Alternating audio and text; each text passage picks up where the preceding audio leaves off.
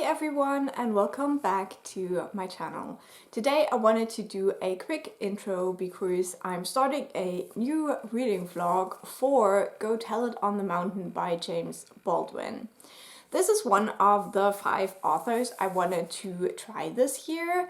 I have heard a lot about his books, but just never read one, so I thought I'll start with this one. It sounded very intriguing to me because I think it has some autobiographical elements as well, which is always quite interesting to me personally. And so I think this one deals with religion, with being black in America, racism, and similar themes.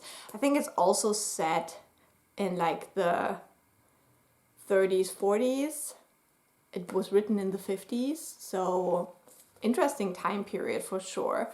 And yeah, I'm just really intrigued to see what it's about. Don't know nothing about it yet, which is what I prefer to do with books. And so the way this vlog will work is that I will update you when I'm a quarter of the way through, when I'm halfway through, when I'm 3/4 of the way through, and then when I'm finished. And that way you can kind of follow me along on this journey. Now this book has around 250 pages. And that means I will probably speak to you again when I'm around the 60 to 70 page mark. And I think the 70 page mark is also where the first part ends. So that seems quite fitting to update you next.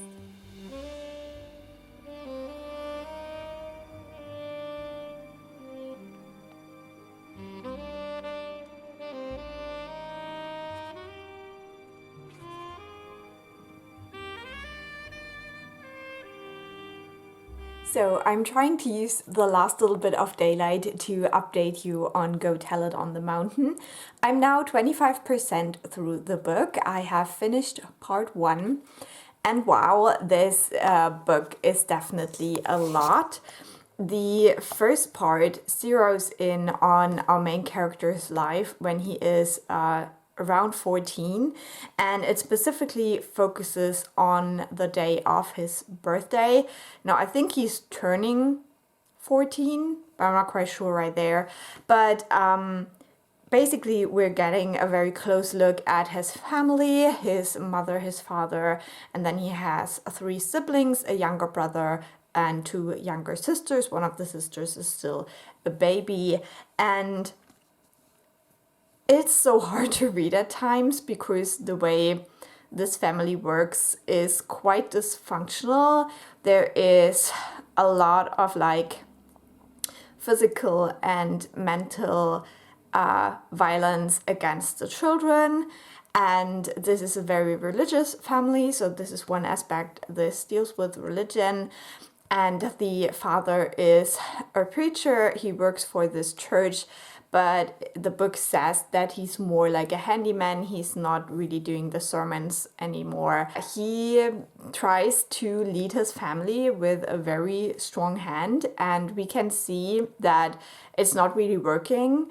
Our main character, John, is a very quiet boy, and he's seen as the good one, so everyone expects him to follow the footsteps of his father when he grows up. And we are now looking at him, as I said, at the age of around 14, when he starts to question whether that's what he wants, because all of his life people just told him that's what's going to happen, and he kind of took that for granted and didn't really think about what he actually wants. And then we have his brother Roy, who is the kind of bad one, and he clearly has a very, very different life. He is running with some boys who are trouble, and we kind of see in this first quarter also what could come of that. And there is this very big discussion scene when Roy and their mother they're fighting about how the father leads the family.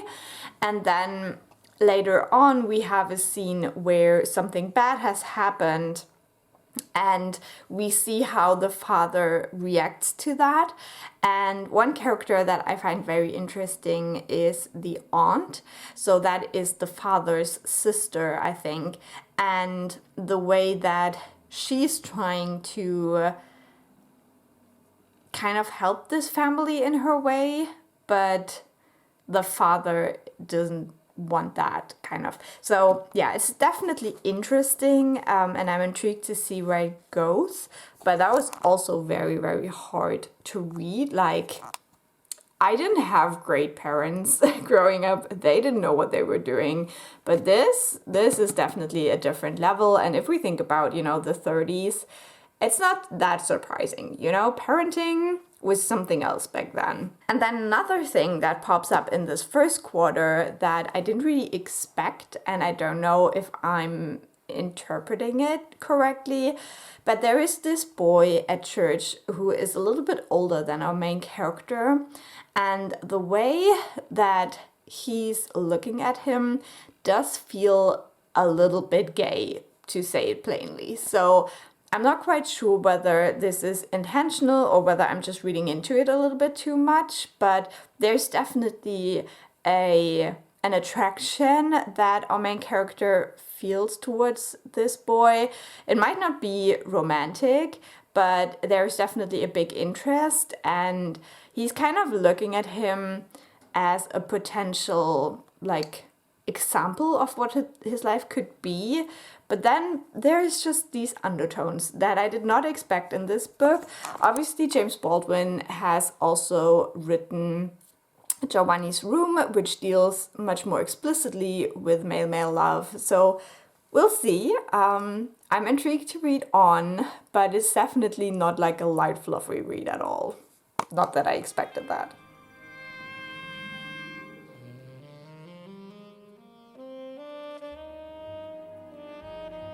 Okay, I'm trying to use the last little bit of daylight again. I'm now halfway through the book, and this is a little bit of an odd place to stop because I'm right in the middle of part 2, and I'm right in the middle of the second chapter of part 2.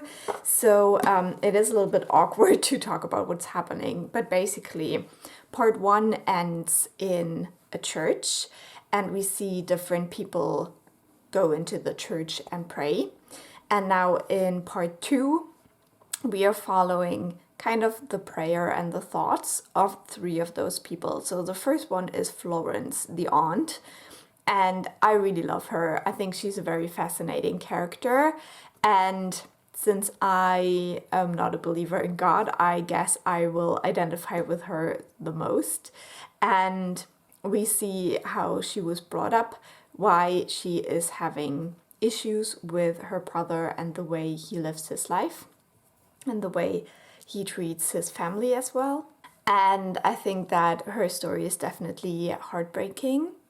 And then from that, we jump to the father, Gabriel. And with him, I'm obviously having a bit of a hard time because he's the character that I don't want to identify with at all.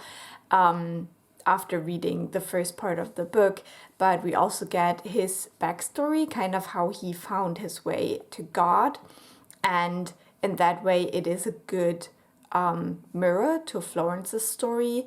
And we also learn about his first marriage, and it's just overall an interesting perspective, especially since I have no idea about religion.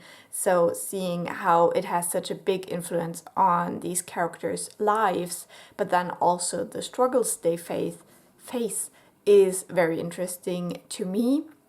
I still don't quite know what the book is heading towards, like what is going to be kind of the resolution at the end, what is the thing that we're working towards. But I'm still enjoying it, and I think I will just keep reading now. The next update will still be in part 2 because part 3 is just very, very short. So we'll see if by then I will have a little bit more perspective on what we're trying to achieve here. But for now, I'm interested to see where it goes.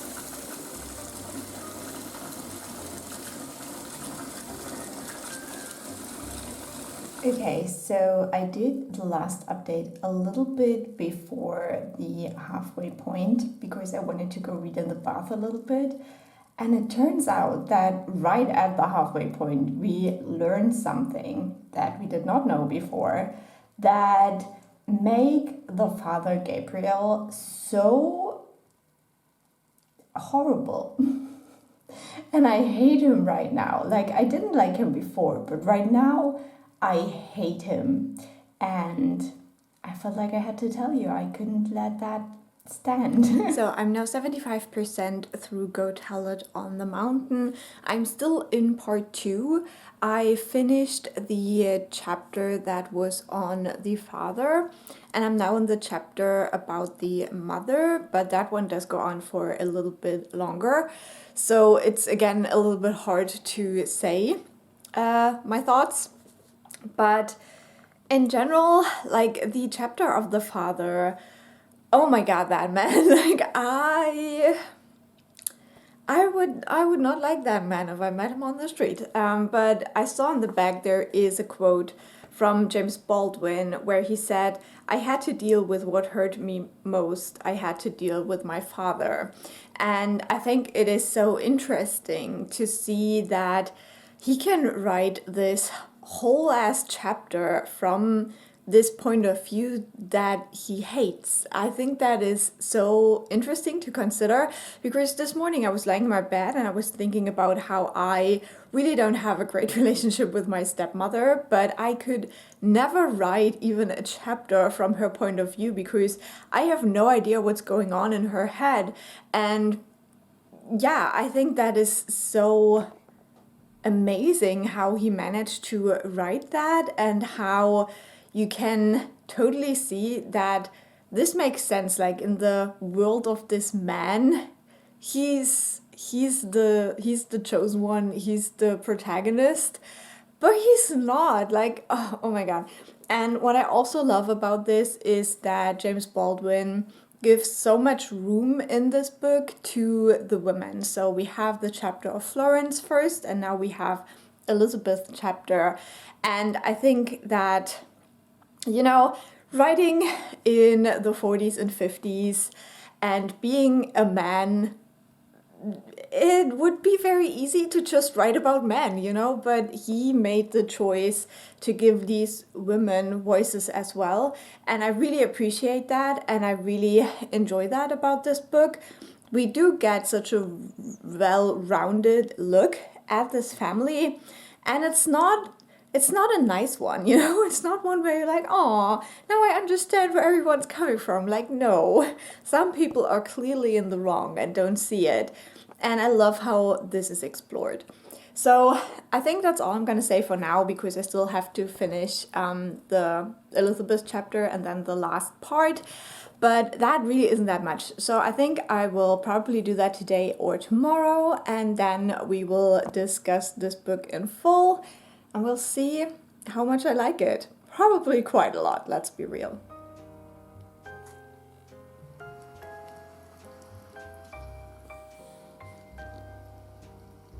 So last night I finished reading Go Tell It on the Mountain, and I also read the introduction that is in this copy of the book, and I really liked it. I was in the middle of Elizabeth chapter when I last spoke to you, so I finished reading that, and it is a very, very heartbreaking chapter. It definitely makes you hate humanity. The things that people do to each other is just horrible, and I just also felt so bad for Florence because she kind of lost two of her like girlfriends to her brother, and she knew what kind of person he was, but her friends just weren't listening to her.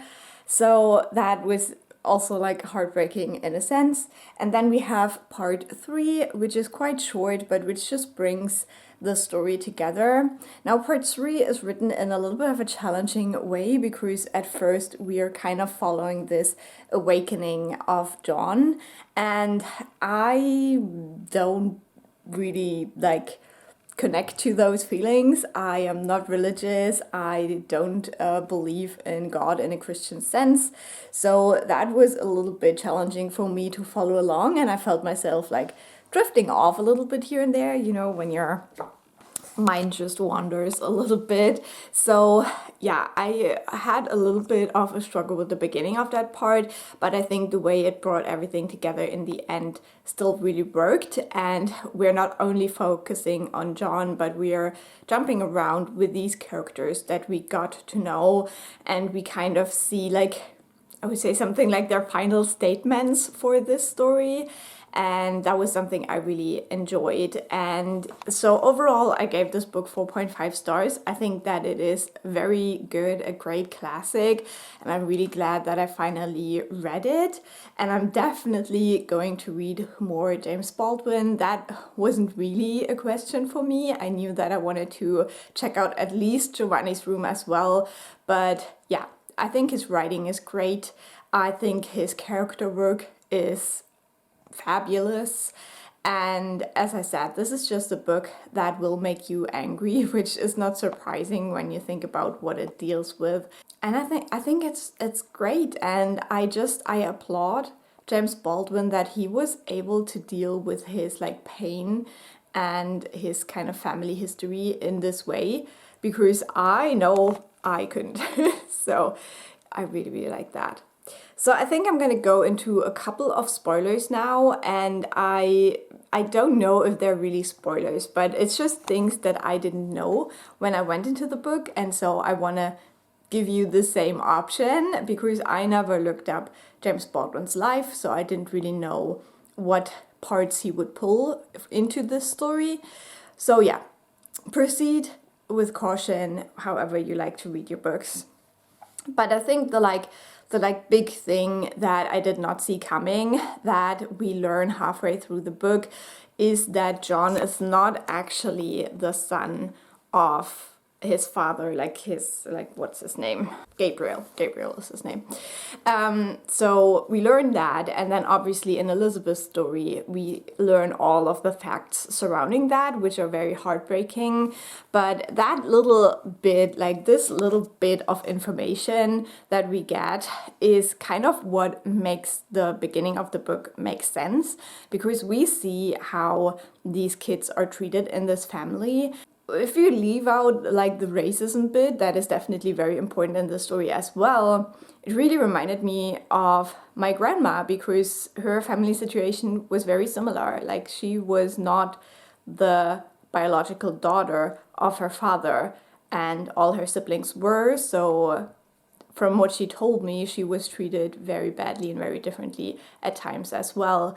And so since that is a very similar time frame, it just really spoke to me to have a story like that represented. But then obviously in this book we add on all of the racism of the time, which is also a reason for this whole situation. Like, even though it doesn't say on page racism did this, you can see that the only reason why Elizabeth lost her lover, who is the biological father of John, is because of racism. Like, you can trace it basically. So that was just so heartbreaking.